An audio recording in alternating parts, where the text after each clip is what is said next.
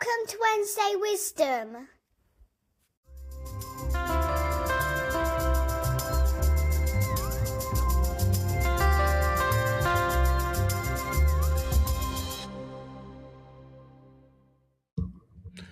Goedemorgen. This is Jos Visser, the author of Wednesday Wisdom, and this week's article is called Exit Plan.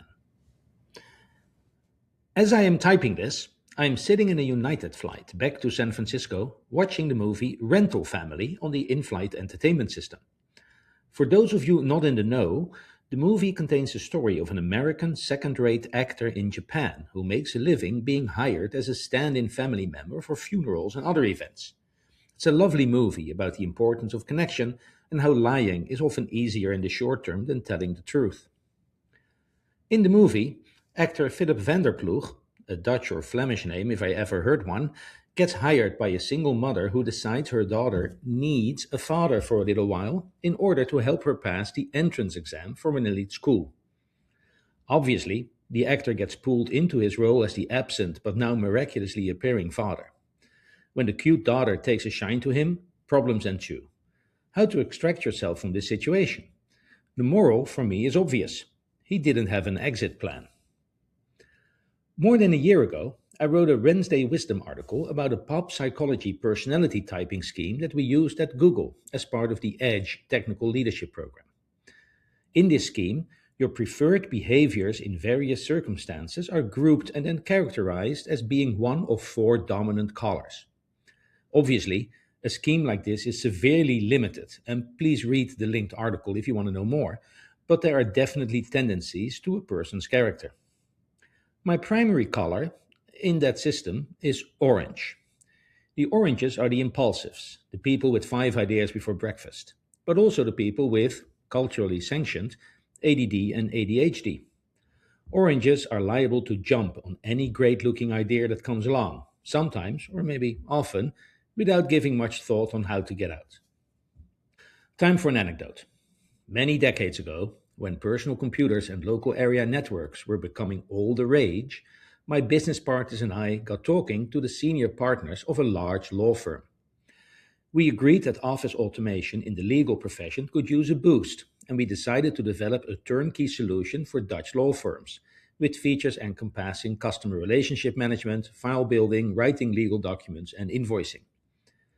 We would become 50-50 partners in this endeavor, with the law firm providing business expertise and money, and we would provide even more money and, of course, technical expertise. Wonderful idea, really. Powerful business idea, too. So we jumped on it con mucho gusto. Long story short, we did pretty much everything wrong when it came to executing on that idea, but there's one particular thing that we did wrong that I want to talk about. We did not have an exit plan. As development started and then continued, we found out that developing business software is A, very hard, B, very expensive, and C, takes a really long time. Because we were young and naive, we really didn't have a good plan or a good budget for this whole affair. Eventually, when amazing results failed to appear, despair set in. How long was this going to take? How expensive was this going to get? How long would we continue before giving up? And how to tell our business partner that we were wavering in our commitment after they had already sunk a lot of money into this project too. Internally, my business partners and me had many conversations about this struggling project, but we were never able to figure out how to proceed because we were impressed by the sunk cost fallacy, by the embarrassment of having to tell our business partners we had royally effed this up, and because we didn't have a clue how to get out of this, seeing as we didn't have a timetable with milestones and an exit ramp. Who was to know whether this was the right time to get out, or really if we should hang on for a bit longer?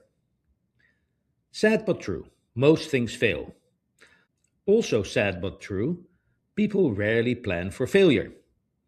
Obviously, except for my flight instructor, who just texted me the following about our upcoming cross-country flight. And remember, Jas, on return trips, engines tend to fail and diversions tend to be required. These days, exit plans are not just for business ventures. They might also be essential for jobs. In the last few decades, the nature of employment, especially in the tech sector, seems to have changed from a more or less lifetime proposition to shorter stints where you seek to accomplish a particular goal. Once you reach that goal, you might be lucky and find your next mission in life at the same organization, but it is equally likely you find it somewhere else. With that shift in attitude comes the need to have an exit plan. If you get hired to build some product, rescue some team, or maybe just to contribute to some effort, how do you know when it's time to get out? Answer: because of your exit plan. Whenever I talk to someone who is about to engage in some endeavor, I stress the importance of having an exit plan. Rarely do I meet any resistance. An exit plan? Of course, sure thing. Very important thing to have, an exit plan.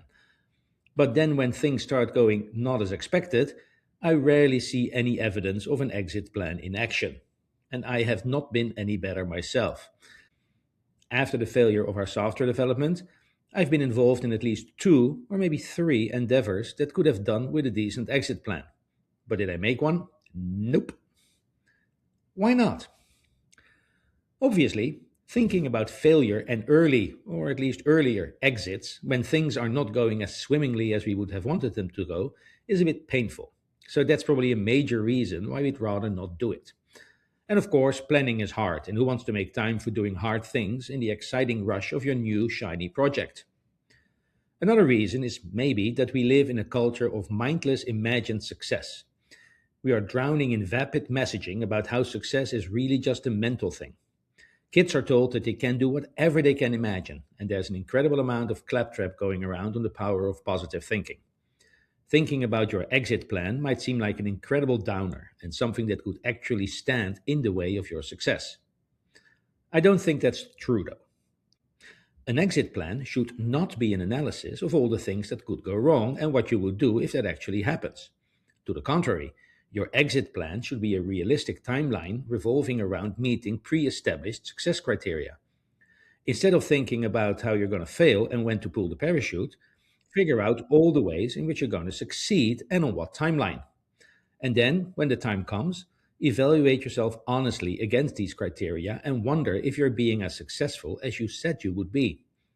At that time, you can still delude yourself, or maybe course correct and try to stave off the inevitable. Or you can decide that it is actually time to pull the ejector seat. An exit plan is not there to execute mindlessly on.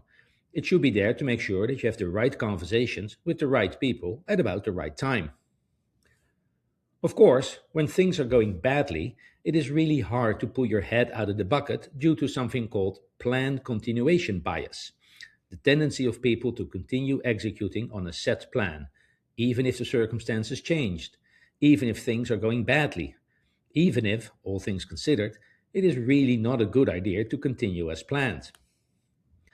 Many accidents in general aviation happen because of plan continuation bias, or, as pilots often call it, get there-itis.